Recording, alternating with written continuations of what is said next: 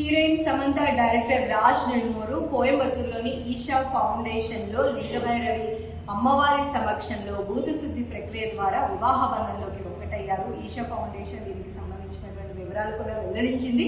అప్పటి నుంచి కూడా సమంత చేసుకున్నటువంటి ఈ భూతశుద్ధి ప్రక్రియ వివాహం ఏంటా అని అందరూ కూడా ఇంటర్నెట్ లో సెర్చ్ చేస్తూ ఉన్నారు. ఇది ఏంటంటే ఎప్పటి నుంచో వస్తున్నటువంటి ఒక సనాతన వివాహ ప్రక్రియ అన్నమాట.